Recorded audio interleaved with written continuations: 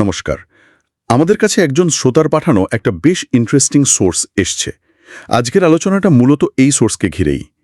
এখানে বাংলাদেশের কমার্শিয়াল সিনেমার সবচেয়ে বড় তারকা শাকিব খান আর ইন্ডাস্ট্রিতে তার যে প্রভাব তা নিয়ে কিছু কথা বলা হয়েছে।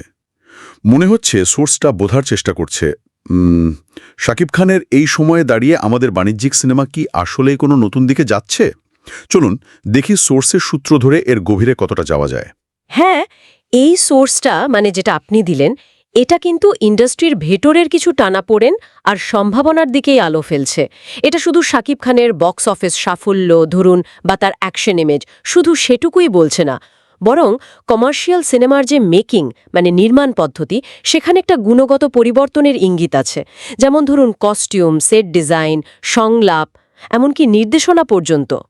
সোর্সের ভাষায় যদি বলি, ওরা বলছে প্রপার গাইডেন্স, প্রপার ডিরেকশন। ঠিক।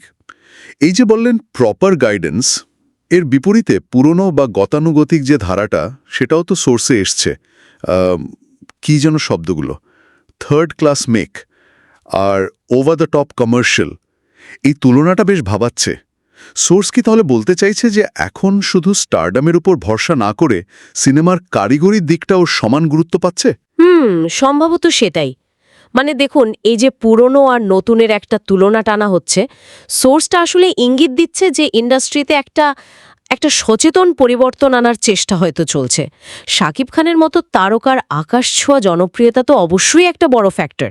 সোর্স তো সেটা স্বীকারও করছে। ওই যে বলল বক্স বিগেস্ট বা অ্যাকশনের ক্ষেত্রে one of the greatest action. কিন্তু আমার মনে হয় সোর্স এটাও বলতে চাইছে যে শুধু স্টারডাম দিয়ে তো চলবে না। ওই খ্যাতিটাকে ধরে রাখতে বা আরও বাড়াতে হলে ভালো নির্মাণ দরকার। সেই উপলব্ধিটাই হয়তো এখন ইন্ডাস্ট্রিতে আসছে।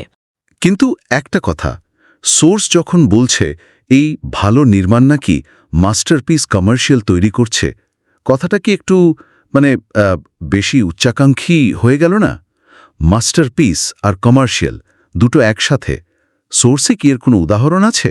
না, সরাসরি উদাহরণ কিন্তু সোর্সে নেই। তবে এই শব্দটা ব্যবহার করাটাই তো গুরুত্বপূর্ণ, তাই না? এটা একটা লক্ষ্যের মতো। হয়তো বোঝানো হচ্ছে কমার্শিয়াল সিনেমার যে কাঠামো, সেটা বজায় রেখেও গল্প বলা বা নির্মাণে এমন একটা উৎকর্ষ আনা যায় যেটা শিল্পের কাছাকাছি। উচ্চাকাঙ্ক্ষে তো বটেই, তবে এই ইচ্ছাটা থাকাও তো জরুরি। এটা দেখাচ্ছে যে ইন্ডাস্ট্রির অন্তত কিছু অংশ গতানুগতিকতার বাইরে কিছু ভাবছে। এই ভাবনার সূত্র ধরেই কি সোর্সে ওই আউট অফ দ্য বক্স বাণিজ্যিক সিনেমার কথা বারবার এসেছে?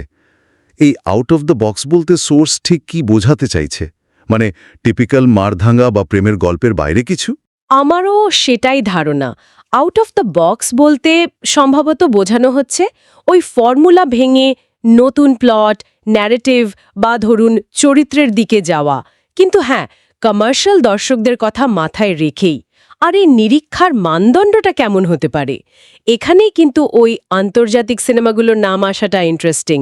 Parasite, memories of murder, Kahaani, Talvar, no country for old man, the man from nowhere, এই নামগুলো।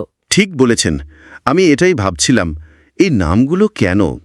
তাহলে কি এগুলোকে সোর্স এক ধরনের বেঞ্চমার্ক বা অনুপ্রেরণা হিসেবে দেখছে যে এই সিনেমাগুলো গল্প দিয়েও সফল, আবার আন্তর্জাতিকভাবেও প্রশংসিত?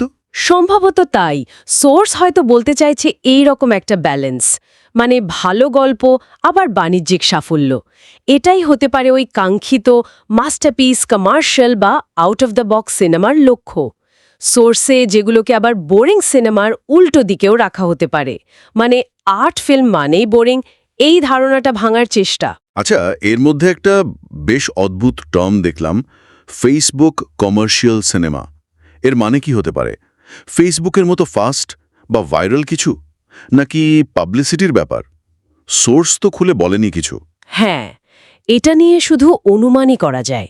হতে পারে এটা বর্তমান ডিজিটাল যুগে সিনেমার যে প্রচার বা ধরুন দর্শকের সাথে কানেক্ট করার নতুন কোনো ট্রেন্ডকে বোঝাচ্ছে। অথবা এমনও হতে পারে ফেসবুকের ট্রেন্ড যেমন খুব তাড়াতাড়ি বদলায়, সেই রকম দ্রুত পরিবর্তনশীল রুচির সাথে তাল মেলানো সিনেমার কথা বলা হচ্ছে। ব্যাপারটা সত্যি একটু ভাবার মতো, আরও বিশ্লেষণ দরকার। একদম।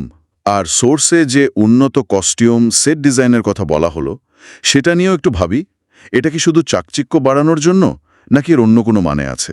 আমার মনে হয় যখন সোর্সে উন্নত কস্টিউম বা সেটের কথা বলছে তখন শুধু চোখ ধাঁধানো ব্যাপারটা নয়, সম্ভবত বোঝানো হচ্ছে যে এখন গল্পের সাথে মানানসই আরও একটু বাস্তবসম্মত বা চরিত্র অনুযায়ী পোশাক, পরিবেশ এগুলোর দিকেও নজর দেওয়া হচ্ছে। এটা পুরো সিনেমাটাকে আরও বিশ্বাসযোগ্য করে তোলার একটা চেষ্টা। সব মিলিয়ে তাহলে সোর্স আমাদের কি বলছে? একদিকে শাকিব খানের জবরদস্ত স্টারডম, তার পাশাপাশি সিনেমার যে টেকনিক্যাল দিক সেটাকে উন্নত করার একটা চেষ্টা চলছে, আর একই সাথে ওই গতানুগতিক ফর্মুলা ভেঙে নতুন কিছু করার মানে আউট অফ দ্য বক্স যাওয়ার একটা ইচ্ছেও দেখা যাচ্ছে। হ্যাঁ, সারসংক্ষেপে এটাই দাঁড়ায়। একদিকে বক্স অফিসের চাপ, অন্যদিকে একটু অন্যরকম নতুন কিছু করার ইচ্ছা। এই দুটোর মধ্যে একটা মেলবন্ধন ঘটানোর চেষ্টা চলছে। সোর্সের পর্যবেক্ষণ থেকে তো এটাই মনে হচ্ছে। তাহলে শেষ প্রশ্নটা এটাই থেকে যায়, এই যে পরিবর্তনের কথা সোর্স বলছে বা চেষ্টার কথা, এটা কতটা টিকবে? বাংলাদেশের কমার্শিয়াল সিনেমা কি সত্যিই স্টারডামের সাথে ভালো নির্মাণ আর নতুন গল্পের ঝুঁকি নেবে? এবং ওই যে আন্তর্জাতিক সিনেমাগুলোর কথা বলা হলো সোর্সে, সেগুলোর বৈশিষ্ট্য আমাদের এখানে কতটা প্রাসঙ্গিক বা কাজে লাগানোর মতো হতে পারে, এই প্রশ্নগুলোই হয়তো আমাদের সিনেমার ভবিষ্যৎ নিয়ে ভাবার একটা শুরু। সোর্সের এই পর্যবেক্ষণগুলো নিঃসন্দেহে আলোচনার জন্য খুব ভালো একটা পয়েন্ট।